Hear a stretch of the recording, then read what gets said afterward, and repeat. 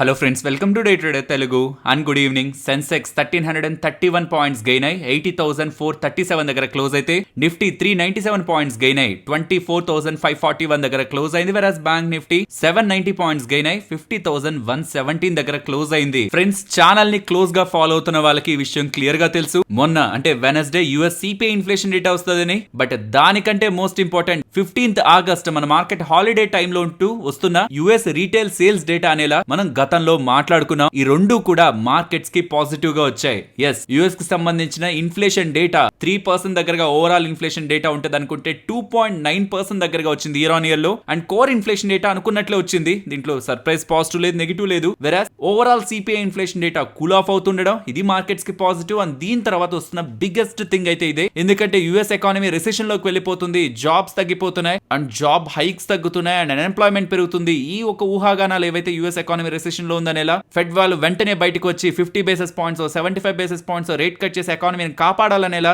ఏవైతే verse things అని market లోకి రిఫ్లెక్ట్ అయ్యాయో అవన్నీ కూడా కూల్ ఆఫ్ అవుతూ రీటైల్ సేల్స్ బీట్ చేశాయి మార్కెట్ ని. 0.1% గ్రోత్ ఉంటదంటే 0.3% దగ్గరగా రీటైల్ సేల్స్ రావడం the biggest positive sentiment. And recent times లో ఉంటున్న జాబ్స్ రిలేటెడ్ గా ఉంటున్న అన్సర్టనిటీ కూడా కూల్ ఆఫ్ అవుతూ 2,35,000 జాబ్లెస్ వస్తాయనుకుంటే అంటే ఇది ఎంత ఎక్కువ ఉంటే అంత నెగిటివ్ అనమాట. ఈసారి తగ్గుతూ ఉండడం 2,27,000 వస్తుండడం ఇది కూడా ఫర్దర్ గా మార్కెట్స్ ని పాజిటివ్ అయ్యేలా చేసింది. దీంతో యుఎస్ మార్కెట్స్ గత 6 days నుంచి పెరుగుతున్నాయి. అందులో లాస్ట్ 2 days స్ట్రాంగ్ గా పెరిగాయి. అండ్ యుఎస్ మార్కెట్స్ ఒక ప్రైస్ యాక్షన్ ని మీరు గమనించారంటే ఆగస్ట్ 2nd ఏ జోన్స్ దగ్గర అయితే మార్కెట్ ఉందో ఆ లోస్ ఏవైతే ఉన్నాయో ఆ లోస్ కి అబౌవ్ యుఎస్ మార్కెట్స్ ఉన్నాయి. But still Indian equity markets అక్కడ లేవు. అండ్ మీకు నేను రీసెంట్ టైమ్స్ లో ఒక మాట చెప్తూ వచ్చాను, మార్కెట్స్ రేంజ్ లో ఉంటున్నాయి. మినిమం మార్కెట్ నేను స్ట్రాంగ్ గా ఉన్నాను, బులిష్ గా ఉన్నాను ప్రూవ్ చేయాలంటే 24,400 ఆన్ క్లోజింగ్ బేసిస్ క్లోజ్ అవ్వాలని. For the first time in recent days range లో ఉంటున్న మార్కెట్ కాస్త ఫర్ ద ఫస్ట్ టైం ఈ జోన్ అబౌవ్ క్లోజ్ అవుతుండడం మార్కెట్ లో రీసెంట్ టైమ్స్ లో ఏవైతే మీకు నెగిటివ్ సెంటిమెంట్స్ కనిపించుంటాయో,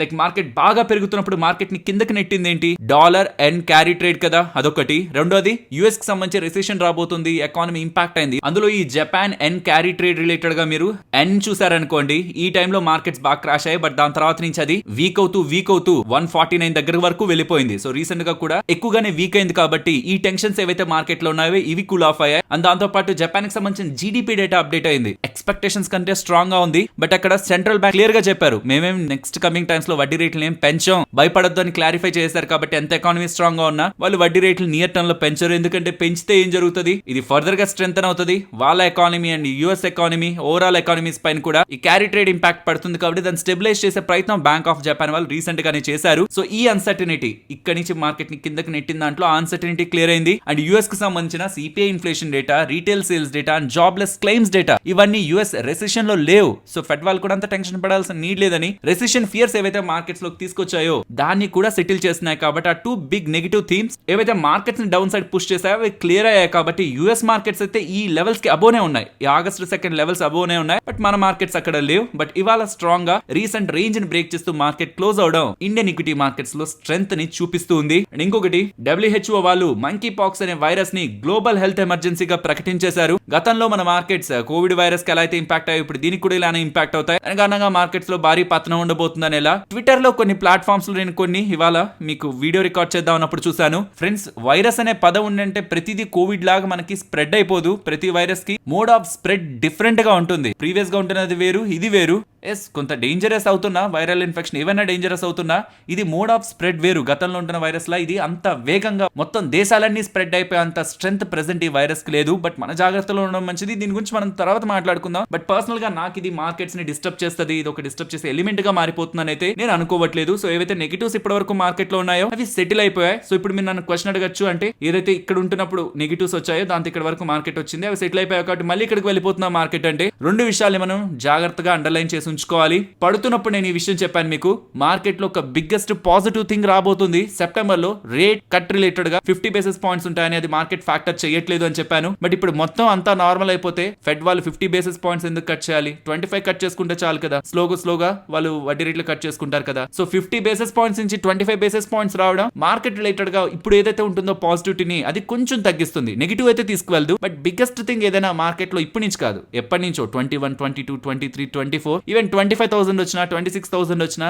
ఈ అండర్లైన్ గా ప్రాఫిట్ బుకింగ్ రావాలి. మార్కెట్ ఎక్స్పెన్సివ్ వాల్యుయేషన్స్ లో ఉన్నాయి. ఇలాంటి ఒక థీమ్ మీకు కనిపిస్తూ ఉంటుంది కదా. ప్రాబ్లీ ఆ రీజన్ తో మార్కెట్ ఫాలో అవ్వాలేమో, కానీ ఒక స్ట్రాంగ్ రీజన్ అంటూ మార్కెట్ కి మ్యాక్రో ఎకనామిక్ డేటా పరంగాను ప్రైస్ యాక్షన్ పరంగాను లేదు. పర్సనల్ గా నేను ఇందాక చెప్పిన రెండు ఫెడ్ వాల్ రిలేటెడ్ గా కానీ ఆర్ మార్కెట్ లో ఈ థీమ్ ఏదైతే ప్రాఫిట్ బుకింగ్ రావాలి, మార్కెట్స్ ఫాలో అవ్వాలనే థీమ్ ఏదైతే ఉంటుందో నేను పర్సనల్ గా దానికి అగ్రీ చేయలేను. ఎందుకంటే అది ఎప్పుడు వస్తుందో మనం జడ్జ్ చేయలేము. అవి మ్యాక్రో ఎకనామిక్ డేటా పాయింట్స్ కాదు, ప్రైస్ యాక్షన్ కాదు. మరి ఈ సర్టైన్ లెవెల్లో ఈ ఎక్స్పెన్సివ్ వాల్యుయేషన్స్ కరెక్ట్ అవుతుందని కూడా మనం చెప్పలేం. కాబట్టి నేను ఓవరాల్ డేటాని, ప్రెసెంట్ ప్రైస్ యాక్షన్ ని, ఈ రెండింటిని బేస్ చేసుకుని నా వ్యూస్ ని తీసుకుంటుంటాను. సో కాబట్టి నేను ప్రాఫిట్ బుకింగ్ రావాలి మార్కెట్ అని అనుకుంటున్న పర్సన్స్ లో నేను లేను పర్సనల్ గా. బట్ పర్సనల్ గా ప్రాఫిట్ బుకింగ్ ఏ పాయింట్ నుంచి మార్కెట్ లో వస్తుందో తెలియదు. అండ్ అంతకు ముందు నుంచే మనం భయపడుతూ ఉండడం కరెక్ట్ కాదనేది నా ఒపీనియన్. సో ప్రెసెంట్ ఇక్కడ నుంచి ఒకవేళ మార్కెట్ టాప్ సైడ్ కి వెళ్తూ ఉంటే, నేను గతంలో కూడా మీకు చెప్పింది ఈ జోన్ మోస్ట్ ఇంపార్టెంట్ జోన్. మీరు కొంచెం బ్యాక్ వెళ్ళి చూసారంటే చాలా టైం వరకు అక్కడ మనకి రెసిస్టెన్స్ గా యాక్ట్ అయ్యి రిజెక్ట్ అయిన తర్వాత మళ్ళీ గుడ్ గా ఫాల్ అయ్యి మళ్ళీ ర్యాలీ అయిన తర్వాత అక్కడ సపోర్ట్స్ తీసుకుంటూ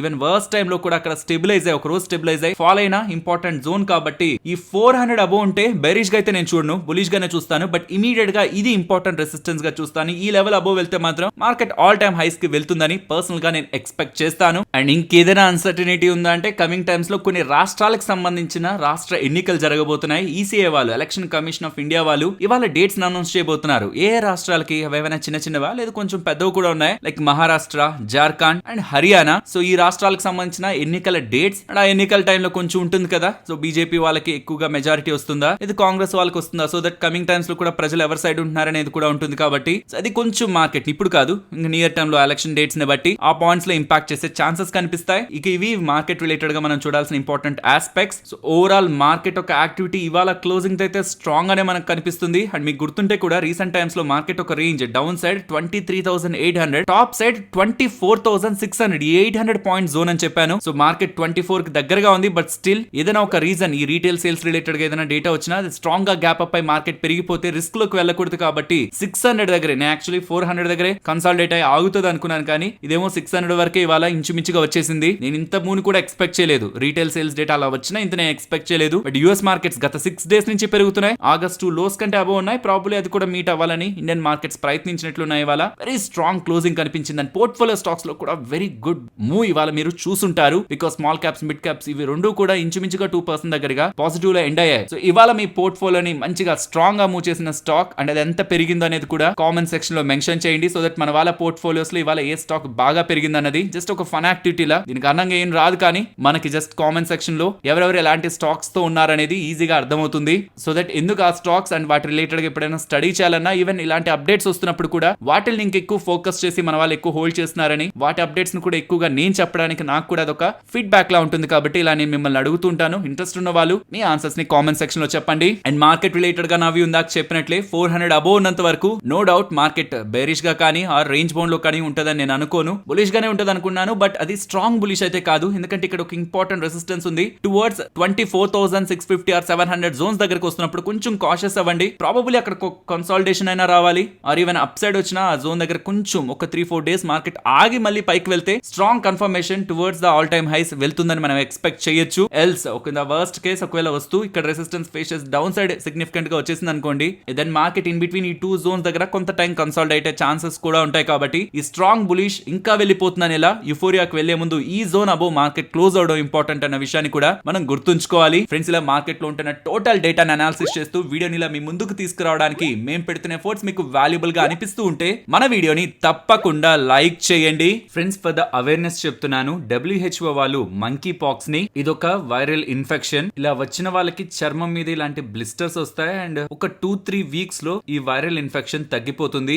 ఎవరైతే ఇమ్యూనిటీ పరంగా వీక్ గా ఉంటారో, ఈ వైరల్ ఇన్ఫెక్షన్ తట్టుకోలేరో, వాళ్ళు సీరియస్ అయ్యే కండిషన్స్ కూడా ఈ వైరల్ ఇన్ఫెక్షన్ ద్వారా జరుగుతుంది. కాబట్టి రీసెంట్ టైమ్స్ లో ఈ కేసులు గ్లోబల్ గా కొంత పెరుగుతున్నాయని WHO వాళ్ళు గుర్తించి దీని ఇప్పుడు ఒక గ్లోబల్ ఎమర్జెన్సీగా WHO వాళ్ళు ప్రకటించారు. అండ్ చాలా సిటీస్ లైక్ హైదరాబాద్ లో కూడా ఈ మంకీ పాక్స్ రిలేటెడ్ గా హై అలర్ట్ ని పెడుతున్నారనేలా. లాస్ట్ టైం లా జస్ట్ గాల్లోనే ఆ వైరస్ ఉండి మనం బ్రీత్ చేస్తే అది మనకు వెళ్ళిపోయేలా కాదు, ఇది మనం ఒక పర్సన్ తో క్లోజ్ గా కాంటాక్ట్ ని మెయింటైన్ చేస్తేనే ఈ ఇన్ఫెక్షన్ వాళ్ళకి వెళ్తుంది. కాబట్టి మోస్ట్లీ దీన్ని స్ప్రెడ్ లాస్ట్ టైం లా అంత బ్రేక్అవుట్ అయ్యేలా అంత స్ట్రాంగ్ అయితే ఉండదు. కాబట్టి ఇది మార్కెట్స్ ని భయపెట్టే అంత వైరస్ అయితే కాదు. బట్ మన జాగ్రత్తల్లో మనం ఎవరైనా ఇలాంటి సిమ్టమ్స్ తో మీకు కనిపిస్తే, ఇలా బ్లిస్టర్స్ ఉంటున్న వాళ్ళు, ఒకవేళ మీకు తెలిసిన వాళ్ళు ఎవరైనా సరే అలా కనిపిస్తున్నప్పుడు జాగ్రత్తగా వాళ్ళతో కాంటాక్ట్ ని కొంత డిస్టెన్స్ లో మెయింటైన్ చేసి ఒక 3 వీక్స్ దగ్గరగా మీరు వాళ్ళకి టైం ఇచ్చారంటే వాళ్ళకి తగ్గిపోతుంది. అండ్ ఇంకొకసారి చెప్తున్నాను, నా వ్యూని కూడా చెప్తున్నాను. బికాస్ ఇలాంటి ఒక వైరస్ అనగానే మనకి గతంలో మన కోవిడ్ వైరస్ గుర్తొచ్చి మార్కెట్స్ మీద ఎక్కడ ఫాల్ ఉంటుందా అని మన మెమరీ మళ్ళీ ఇది ఒక మంచి బేరిష్ ఆపర్చునిటీ అనేలా మైండ్ కి చెప్తూ ఉంటుంది. బట్ ఈ వైరస్ అలాంటి సిచ్యువేషన్ కి తీసుకువెళ్తుందని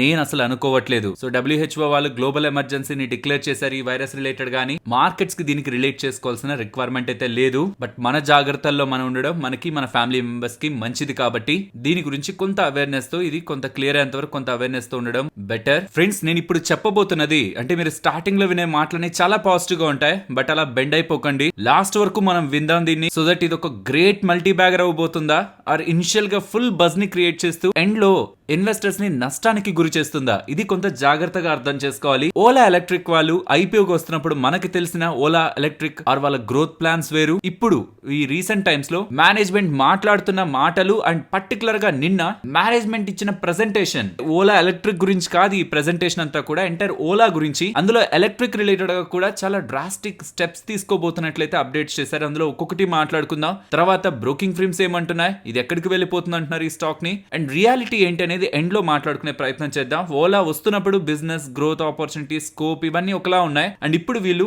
నిన్న చాలా ఇంట్రెస్టింగ్ అప్డేట్స్ పెట్టారు. అందులో ఒక్కొక్కటిగా మాట్లాడుకుంటే ఫస్ట్ ఈవీ రిలేటెడ్ గా వచ్చిన అప్డేట్ ని చూస్తే రోడ్ స్టార్ రిలేటెడ్ గా 3 న్యూ ఈవీ బైక్స్ ని ఇక్కడ మీరు గమనించొచ్చు ఆ మోడల్స్ ఎలా ఉన్నాయని కూడా. సో ఇలా 3 న్యూ ఈవీ బైక్స్ ని వాళ్ళు లాంచ్ చేశారు. Road star pro, road star X, road star అని 3 సెపరేట్ కేటగిరీస్ ని సేమ్ బ్రాండ్ కి, రోడ్ స్టార్ అనే బ్రాండ్ కి పెడుతూ అందులో ఒక్కొక్క దానికి ఒక్కొక్క కెపాసిటీ ఉంటున్న బ్యాటరీస్ అండ్ వాటి రేంజెస్ అండ్ వాటి ప్రైజెస్ ని కూడా డిఫరెన్షియేట్ చేస్తూ కొంత తక్కువ మనీ ఉంటున్న వాళ్ళకి ఒక ఆప్షన్, అండ్ ఎక్కువ మనీ నేను పెడతాను నాకు ఇంకా హైయర్ మోడల్ కావాలనుకున్న వాళ్ళకి కూడా డిఫరెంట్ మోడల్స్ లో ఈవీ బైక్ సెగ్మెంట్ ని మోస్ట్లీ లోయర్ ఎండ్ నుంచి అప్పర్ ఎండ్ వరకు క్యాప్చర్ చేయాలనే ప్రయత్నంతో వీళ్ళు నిన్న డేటాను అయితే రిలీజ్ చేశారు. అంటే టూ డ్రాస్టిక్ ఏం కాదు, కానీ కొన్ని ఇంట్రెస్టింగ్ ఫీచర్స్ ని వీళ్ళు ఈవీ బైక్స్ లోకి తీసుకొస్తున్నట్లయితే నిన్న అప్డేట్ చేశారు. సో ఇప్పటి వరకు ఓలా స్కూటర్స్ నే మీరు చూసుంటారు. సో కమింగ్ టైమ్స్ లో ఓలా బైక్స్ కూడా రాబోతున్నాయి. సో ఇది వీళ్ళ ఎంటైర్ ఈవీ బిజినెస్ రిలేటెడ్ గా ఇప్పుడు ఏదైతే లిస్టెడ్ కంపెనీ ఉందో దీని రిలేటెడ్ గా గుడ్ గ్రోత్ ఉంటుందనేలా మార్కెట్ లో ఏవైతే సెంటిమెంట్స్ బిల్డ్ అయ్యాయో అది అలా స్టాక్ లో రిఫ్లెక్ట్ అయ్యాయి. అండ్ దీంతో పాటు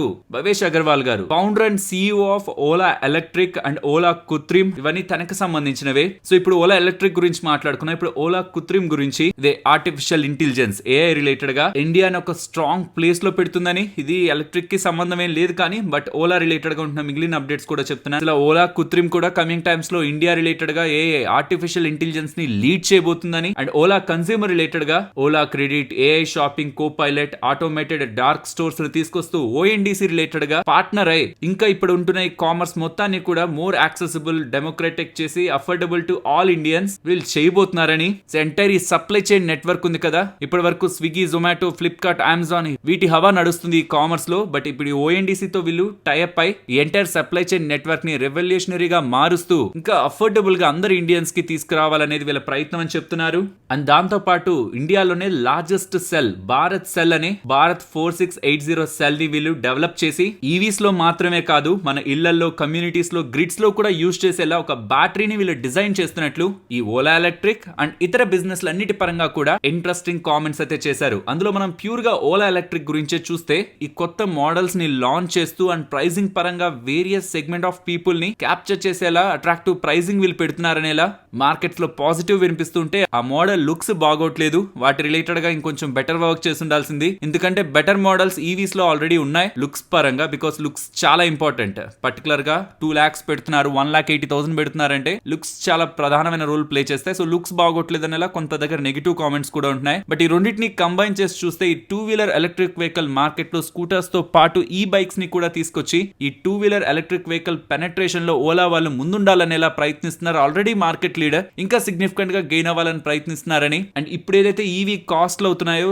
క్రమేణా టైం టు టైం తగ్గుతున్నప్పుడు వీళ్ళ మార్జిన్స్ అండ్ ప్రాఫిటబిలిటీకి తీసుకువెళ్తాయి. కాబట్టి అప్పుడు లోపు ఎవరు మార్కెట్ లీడర్ గా ఉంటారు. లైక్ ఇప్పుడు జొమాటో చూడండి, ఫస్ట్ లో ఎప్పుడు లాసెస్ లో ఉన్నారు, కానీ టైం టు టైం వాళ్ళు ఈ సెగ్మెంట్ లో నిలబడేసరికి ఇప్పుడు ప్రాఫిట్ లోకి వచ్చారు. బికాస్ ఆపరేషనల్ ఎక్స్పెన్సెస్ తగ్గుతూ ఉంటే యాడ్ స్పెండింగ్స్ కానీ ఇస్తున్న ఆఫర్స్ కానీ ఇవన్నీ ఆటోమేటిక్ గా తగ్గుతున్నప్పుడు మార్జిన్స్ ఇంప్రూవ్ అవుతాయి, ప్రాఫిటబిలిటీ ఇంప్రూవ్ అవుతుంది. అలాగే వీళ్ళ రిలేటెడ్ గా కూడా వన్స్ సేల్ చేశాక ఆఫ్టర్ సేల్స్ రిలేటెడ్ గా వస్తున్న ప్రాఫిట్స్ కానివ్వండి అండ్ సేల్స్ రిలేటెడ్ గా కూడా ఇప్పుడు వీళ్ళకి అవుతున్న కాస్ట్ కంటే ఆ వెహికల్ కాస్ట్లు ఈవీ కాస్ట్లు కమింగ్ టైమ్స్ లో బ్యాటరీ కాస్ట్లు తగ్గడం కారణంగా అండ్ వీళ్ళ ఓన్ బ్యాటరీస్ వీళ్ళు డిజైన్ చేసుకోవడం కారణంగా అవి అఫోర్డబుల్ ప్రైజెస్ లోకి వచ్చినప్పుడు వెహికల్ కాస్ట్ తగ్గ అది కూడా ప్రాఫిటబిలిటీని పెంచుతుంది ఎక్స్పెక్టేషన్స్ తో కూడా. ఈవెన్ దో రీసెంట్ గా లాస్ట్ వీడియోలోనే మాట్లాడుకున్నాం, వీళ్ళు వీక్ నెంబర్స్ ని పోస్ట్ చేశారు. లాసెస్ 30% దగ్గరగా ఇయర్ ఆన్ ఇయర్ లో పెరిగాయి. అండ్ భవేష్ అగర్వాల్ గారు చేసిన కామెంట్ అయితే నిన్న మీటింగ్ లో Tesla is for west, Ola is for rest అని. సో టెస్లాతో కంపేర్ చేసే ప్రయత్నం కూడా చేశారు.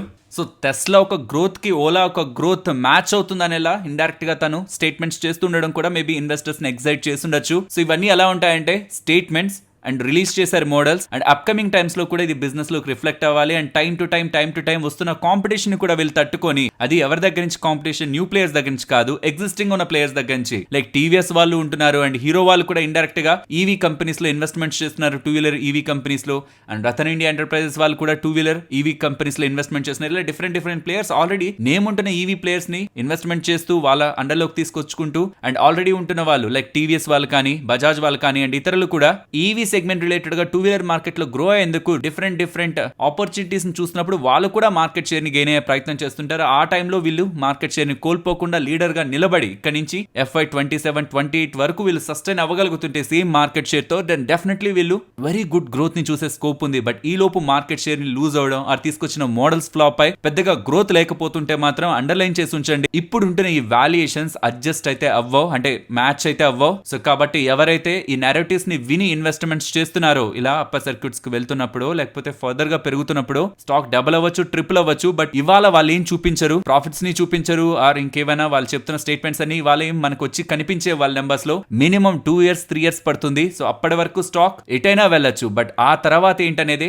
పాయింట్. సో కాబట్టి ఇన్వెస్టర్స్ జస్ట్ ప్రైజ్ ని కాదు, వీళ్ళ నెరేటివ్స్ ని అండ్ కమింగ్ టైమ్స్ లో అది ఎలా రిఫ్లెక్ట్ అవుతుంది నెంబర్స్ లో అన్న కన్విక్షన్ ని బిల్డ్ చేసుకోకుండా మాత్రం అన్నెసరీగా జంప్ చేయకండి. సో నిన్న ప్రెజెంటేషన్ తర్వాత HSBC వాళ్ళు ఓలా ఎలక్ట్రిక్ రిలేటెడ్ గా బై రేటింగ్ ఇస్తూ ఇక్కడ నుంచి ఫర్దర్ గా ఒక 26% పెరుగుతుంది, 140 టార్గెట్, బికాస్ ఆఫ్ రీసెంట్ గా మాట్లాడుకున్నాం కదా ఈవీ మ్యానుఫాక్చరింగ్ కాస్ట్లు ఫాలో అవుతాయని. సో వీళ్ళు చెప్తున్నదైతే బై FY 27 FY 28 నాటికి ఒక్కొక్క వెహికల్ కి ఇప్పుడున్న దానికంటే ఒక భారీ మొత్తంలో ఎలక్ట్రిక్ వెహికల్ కాస్ట్లు తగ్గుతాయని వీళ్ళు ఒక నెంబర్ ని మెన్షన్ చేస్తున్నారు. బట్ పర్సనలీ నాకు ఆ నెంబర్ అంత యాప్ట్ అనిపించట్లేదు కాబట్టి నేను మెన్షన్ చేయట్లేదు, కానీ ఒక సిగ్నిఫికెంట్ రిడక్షన్ అయితే ఈవీ వెహికల్స్ రిలేటెడ్ గా జరుగుతుందని. వెరాజ్ ఐసీ ఇంజిన్స్ ఉంటాయి కదా, లైక్ ఈ పెట్రోల్ డీజిల్ తో నడిచే ఇంజిన్స్ ఉంటాయి కదా, వాటి ప్రైజులు పెరుగుతాయని. సో కాబట్టి కస్టమర్స్ ఎక్కువగా ఈవీ సైడ్ షిఫ్ట్ అయితే వీళ్ళు లీడర్ కాబట్టి వీళ్ళకి ఒక మంచి లాభం ఉంటుందని. అండ్ గ్లోబల్ క్వాలిటీలో, క్వాంటిటీ కాదు క్వాలిటీలో వీళ్ళు బ్యాటరీస్ ని కూడా మ్యానుఫాక్చర్ చేస్తారని వీళ్ళు నమ్ముతున్నట్టు మంచి పాజిటివ్ కామెంట్స్ చేస్తూ బై రేటింగ్ ఇస్తుండడం కూడా స్టాక్ గెయిన్ అవడం అనుకుంటున్నా one of the main reason. And end చేసే ముందు ఓలా ఎలక్ట్రిక్ పై మీ ఒపీనియన్ ఏంటి? భవేష్ అగర్వాల్ గారు చెప్పినట్లు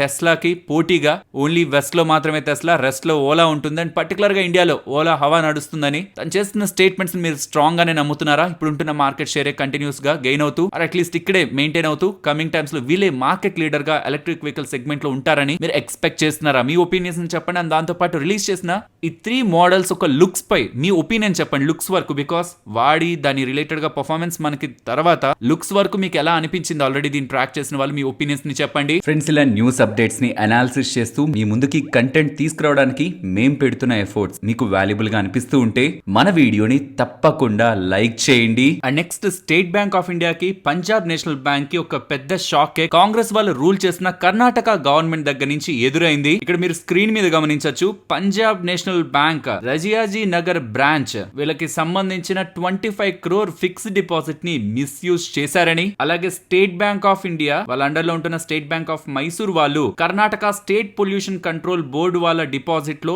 10 crore ఫిక్స్డ్ డిపాజిట్ ని మిస్యూజ్ చేసి ఒక ప్రైవేట్ కంపెనీకి సంబంధించిన లోన్స్ ని సెటిల్ చేయడానికి ప్రయత్నించారని, సో కాబట్టి కర్ణాటక ప్రభుత్వానికి సంబంధించిన డబ్బుల్ని పంజాబ్ నేషనల్ బ్యాంక్ వాళ్ళు, ఎస్బీఐ వాళ్ళు మిస్యూజ్ చేస్తున్నారని ఇలా వీళ్ళకి కనిపించింది. కాబట్టి ఇక ఏ ఒక్క కర్ణాటకకు సంబంధించిన గవర్నమెంట్ ఏజెన్సీ కూడా, ఎస్ అది ఒక్కటని కాదు, yes all state government departments, public undertaking, corporations, boards, local bodies, universities and ఏ ఇన్స్టిట్యూషన్స్ అయినా గవర్నమెంట్ అండర్ లో ఉంటున్నవి వాళ్ళ డిపాజిట్స్ మొత్తాన్ని, డబ్బులు మొత్తాన్ని ఆ బ్యాంక్స్ నుంచి స్టేట్ ట్రెజరీస్ కి ట్రాన్స్ఫర్ చెయ్యాలనేలా కర్ణాటక గవర్నమెంట్ డెసిషన్ తీసుకున్నట్లు అండ్ ఈ మొత్తం ప్రాసెస్ ని బై సెప్టెంబర్ 20 లోపు కంప్లీట్ చేయాలనేలా Karnataka CM financial advisor and senior MLA అయిన బసవరాజ్ గారు కర్ణాటక గవర్నమెంట్ ఏజెన్సీస్ కి అయితే ఆదేశాలు ఇచ్చారు. ఇది నెగిటివా పాజిటివ్ ఎస్బీఐ కి, పిఎన్బి కి, పంజాబ్ నేషనల్ బ్యాంక్ కి? ఆబ్వియస్లీ నెగిటివే, బట్ టూ బిగ్ నెగిటివ్ అంటే కాదు, ఎందుకంటే అది మూవ్ అవుతుంది గవర్నమెంట్ ఫండ్స్ మాత్రమే. ఎప్పుడైనా ట్రస్ట్ అనేది ప్రజల నుంచి ఉంటుంది, ప్రజల డబ్బులే ఎప్పుడు పెద్దవి ఉంటాయి. సో ప్రజలు ఒకవేళ భయపడితే అమ్మో గవర్నమెంట్ మూవ్ చేసేస్తుంది, మన డబ్బులు సేఫా కాదా అనేలా కర్ణాటకలో ఉన్న ప్రజలు అండ్ ఇండియాలో ఉంటున్న ప్రజలు అందరూ భయపడి ఒకవేళ డిపాజిట్స్ ని విత్డ్రాల్ చేస్తే దాని అదప్పుడు పెద్ద విషయం అవుతుంది. కానీ స్టేట్ బ్యాంక్ ఆఫ్ ఇండియా మీద ఉన్న ట్రస్ట్ కర్ణాటక గవర్నమెంట్ ఈ స్టెప్ తీసుకోవడం కారణంగా పోతుందంటే నేనైతే అనుకోవట్లేదు, even Punjab National Bank related గా కూడా. కాబట్టి even after this big statement, Karnataka government నుంచి వచ్చిన స్టేట్మెంట్, స్టాక్స్ ఇవ్వాలని పెద్ద రియాక్ట్ కాలేదు. అండ్ ఇన్ ఫ్యాక్ట్ వీళ్ళు అదాని వాళ్ళకి ఇచ్చిన అప్పుల రిలేటెడ్ గా కూడా కొన్ని కన్సర్న్స్ తోనే కర్ణాటక గవర్నమెంట్ వాళ్ళు ఇలా చేస్తున్నారని కొన్ని రీసెర్చ్ ఇన్స్టిట్యూషన్స్ అయితే వాళ్ళ ఆర్టికల్స్ లో పబ్లిష్ చేస్తున్నారు. రీజన్ ఏదైనా ఉండొచ్చు, ఫైనలీ వాళ్ళ ఎస్బీఐ ని, పిఎన్బి ని దూరం పెట్టాలని ఏ ఏజెన్సీస్, గవర్నమెంట్ ఏజెన్సీస్ ఏవి కూడా వాళ్ళ ఫండ్స్ ని అక్కడ ఉంచొద్దనేలా ఆదేశాలను అయితే ఇస్తున్నారు. నెక్స్ట్ హిందుస్థాన్ జింక్ గురించి మాట్లాడుకోవాలి. హిందుస్థాన్ జింక్ ఒక ప్రమోటర్ అయిన వేదాంత వాళ్ళకి సంబంధించిన వాటాలోంచి, మెజారిటీ వాటాలో నుంచి భారీ మొత్తంలో స్టాక్స్ ని సెల్ చేయబోతున్నారనేలా గత న్యూస్ వీడియోలోనే మనం డిస్కస్ చేసుకున్నాం కదా. కాబట్టి ఇవాళ స్టాక్ ఫాల్ అయింది. బట్ ఉంటున్న ఇతర వివరాల్ని మాట్లాడుకుంటే స్టాక్ లో ఈ సడన్ సర్ప్రైజ్ రావడానికి ప్రధానమైన కారణం రెండు ఉన్నాయి. ఒకటి 2.6% వాటానే అమ్ముతారనేలా గతంలో అప్డేట్ ఉంది. కానీ లాస్ట్ టైం మార్కెట్ క్లోజ్ అయిన తర్వాత 2.6% కాదు 3.17% వాటా, ఆల్మోస్ట్ 11 crore షేర్స్ అమ్ముతారనే దగ్గర నుంచి 13.5 crore 14 crore షేర్స్ దగ్గరగా దాన్ని పెంచుతూ ఉండడం అండ్ ఫ్లోర్ ప్రైస్ కూడా 486 పెడుతూ ఉండడం. Yesterday closing price 572. సో అక్కడి నుంచి ఒక సిగ్నిఫికెంట్ డిస్కౌంట్ ఇవ్వాలి so that big players interest చూపిస్తారు. లేకపోతే అంత పెద్ద వాటాన్ని కొనడం కూడా కొంచెం కష్టమే కదా. సో ఎక్కువ డిస్కౌంట్ ఇచ్చారు అండ్ వాటాన్ని కూడా పెంచారు, నెంబర్ ఆఫ్ షేర్స్ ని కూడా పెంచారు. సో కాబట్టి ఎవరెవరి దగ్గర అయితే స్టాక్స్ ఉంటాయో అవి ఈ ప్రైస్ లో హోల్డ్ చేసేదానికంటే ఇప్పుడు మార్కెట్ లో సెల్ చేసి ఓఎఫ్ఎస్ లో పార్టిసిపేట్ చేస్తే రీటైలర్స్ కి 19th అంటే మండే ఓపెన్ అవుతుంది. ఇది ఓఎఫ్ఎస్ ఎవరైనా పార్టిసిపేట్ చేయాలనుకుంటే సో 486 ఫ్లోర్ ప్రైస్ పెట్టి, దానికంటే ఇంకెంతైనా ఎక్కువ పెట్టచ్చు, బట్ మినిమం 486 పెట్టి పాల్గొంటే ఇప్పుడున్న దానికంటే, మార్కెట్ లో ఉన్న దానికంటే మంచి ప్రైస్ లో కొనుక్కోవచ్చు కదా అని చాలా వరకు ఇన్వెస్టర్స్ ఇలాంటి ఓఎఫ్ఎస్ అనౌన్స్ చేయగానే, ఎక్కువ డిస్కౌంట్ అనౌన్స్ చేయగానే సెల్ చేస్తుంటారు మార్కెట్ లో. కాబట్టే స్టాక్ ఫాలో అవుతుంది. బట్ వన్స్ ఓఎఫ్ఎస్ సెటిల్ అయిపోయిన తర్వాత మళ్ళీ స్టాక్ లో యథావిధిగా ఫండమెంటల్స్ ఇంక్లూడ్ అవుతాయన్న విషయాన్ని మనం గుర్తుంచుకోవాలి. సో ఓఎఫ్ఎస్ రీటైలర్స్ కి ఎవరైనా పార్టిసిపేట్ చేయాలనుకుంటే 19th ఆగస్ట్ లాస్ట్ డేట్, అదే డేట్ స్టార్ట్ కానీ ఎండ్ కానీ అదే. ఎవరైనా ఇంట్రెస్ట్ ఉంటే 19th ఆగస్ట్ ఇది ఓఎఫ్ఎస్ లో 486 మినిమం ఫ్లోర్ ప్రైస్ పెట్టి స్టాక్స్ కి బిడ్ అయితే వేయొచ్చు. నెక్స్ట్ లూపిన్ వాళ్ళకి ఐస్ లో వేసే డ్రాప్స్ ఉంటాయి కదా, ఐ డ్రాప్స్ ఉంటాయి కదా, వాటి రిలేటెడ్ గా ఏఎన్డిఏ కి అప్రూవల్ అయితే దొరికింది. ఎన్డిఏ అంటారు, ఏఎన్డిఏ అంటారు. ఎన్డిఏ అంటే న్యూ డ్రగ్ అప్లికేషన్, ఏఎన్డిఏ అంటే అబ్రివేటెడ్ న్యూ డ్రగ్ అప్లికేషన్. ఇది ఒక జెనరిక్ ఫామ్, ఆల్రెడీ ఉంటున్న దానికి ఒక జెనరిక్ ఫామ్ కి ఒక ఫార్మా కంపెనీ అప్లై చేసుకుంటున్నట్టు. సో ఇది ఏ డ్రగ్ రిలేటెడ్ గా, బ్రిమోనైడ్ టార్టేట్ అనే ఐ డ్రాప్స్ రిలేటెడ్ గా. సో ఐలో కొంత ప్రెషర్ వేరియేషన్స్ కనిపిస్తాయి, లైక్ గ్లోకోమాలో కానీ అండ్ హైపర్ టెన్షన్ కండిషన్స్ లో, నార్మల్ కాదు ఆక్యులర్, లైక్ ఐలో క్రియేట్ అయ్యే హైపర్ టెన్షన్ కండిషన్స్ లో ఈ డ్రాప్స్ ని యూజ్ చేసి ఆ ప్రెషర్ ని రెగ్యులేట్ చేస్తారు. సో ఈ డ్రగ్ రిలేటెడ్ గా వీళ్ళకి యూఎస్ఎఫ్డీఏ దగ్గర నుంచి అప్రూవల్ దొరికిందని అప్డేట్ చేస్తున్నారు. నెక్స్ట్ పవర్ మెక్ ప్రాజెక్ట్స్, వీళ్ళకి 114 crore విలువ చేసే ఆర్డర్ కోస్టల్ ఎనర్జన్ వాళ్ళ దగ్గర నుంచి లభించిందని. ఇది 1200 megawatt coal based thermal power plant కి ఆపరేషన్ అండ్ మెయింటెనెన్స్ చేయడానికి వీళ్ళకి లభించిన ఆర్డర్ అనేలా ఎక్స్చేంజెస్ కి అప్డేట్ చేస్తున్నారు. నెక్స్ట్ పరాస్ డిఫెన్స్ గురించి మాట్లాడుకోవాలి. వీళ్ళకి 305 crores విలువ చేసే ఆర్డర్ ఎల్ఎన్టీ వాళ్ళ దగ్గర నుంచి లభించిందని. ఇది ఎలక్ట్రో ఆప్టిక్ సిస్టమ్స్ రిలేటెడ్ గా వీళ్ళకి వచ్చిన ఆర్డర్ అనేలా ఎక్స్చేంజెస్ కి అప్డేట్ చేశారు. అండ్ ఈ మధ్య ట్యాక్స్ డిమాండ్లు అయితే ఊరికే ఏదో ఒక కంపెనీకి వచ్చేస్తూ ఉన్నాయి. ఫైనలీ హెచ్డిఎఫ్సి లైఫ్ వాళ్ళకి కూడా 112 crore కట్టండి మీరు ట్యాక్స్ అని ఛత్తీస్గఢ్ ట్యాక్స్ అథారిటీ దగ్గర నుంచి వీళ్ళకి ఒక నోటీస్ వచ్చిందనేలా ఎక్స్చేంజెస్ కి హెచ్డిఎఫ్సి లైఫ్ వాళ్ళు అప్డేట్ చేస్తున్నారు. నెక్స్ట్ అరబిందో ఫార్మా గురించి మాట్లాడుకోవాలి. వీళ్ళకి సంబంధించిన యూనిట్ 3 మ్యానుఫ్యాక్చరింగ్ ఫెసిలిటీ రిలేటెడ్ గా అఫీషియల్ యాక్షన్ ఇండికేటెడ్ అని గతంలో జరిగిన ఇన్స్పెక్షన్ రిలేటెడ్ గా యుఎస్ఎఫ్డీఏ వాళ్ళు వార్నింగ్ లెటర్ ని ఇష్యూ చేశారనేలా అప్డేట్స్ అయితే చేస్తున్నారు. అరబిందో ఫార్మా అండర్ లో ఉంటున్న యూజియా ఫార్మా రిలేటెడ్ గా వస్తున్నది. ఇది కూడా అరబిందో ఫార్మాలోకే వస్తుంది. సో వార్నింగ్ లెటర్ అన్నా, అఫీషియల్ యాక్షన్ ఇండికేటెడ్ అన్నా, వాళ్ళ రిలేటెడ్ గా ఏవైతే తయారవుతున్నాయో అవి యుఎస్ కి వెళ్లి అమ్మడానికి ఇబ్బందులు ఎదురవుతాయి కాబట్టి కాబట్టి ఇలా అప్డేట్స్ వస్తున్నప్పుడు వార్నింగ్ లెటర్ వస్తున్నా, అఫీషియల్ యాక్షన్ ఇండికేటెడ్ అని వస్తున్నా, యూజువల్ గా ఫార్మా కంపెనీస్ నెగిటివ్ గా రియాక్ట్ అవుతాయి. బట్ కమింగ్ టైమ్స్ లో దాన్ని యుఎస్ ఎఫ్డిఏ వాళ్ళతో కాంటాక్ట్ అయ్యి మళ్ళీ ఇన్స్పెక్షన్ చేయించుకొని అదేం లేవనేలా ఓఏఐ ని కాస్త విఏఐ గా, వాలంటరీ యాక్షన్ ఇండికేటెడ్ గా కానీ నో యాక్షన్ ఇండికేటెడ్ అని కానీ మార్చుకుంటే అప్పుడు స్టాక్స్ రివార్డ్ చేస్తాయేమో స్టాక్ ప్రైస్ పరంగా. బట్ ఇలా ఎప్పుడు అప్డేట్స్ వచ్చిన OAI official action indicated or warning letter stocks కి నెగిటివ్.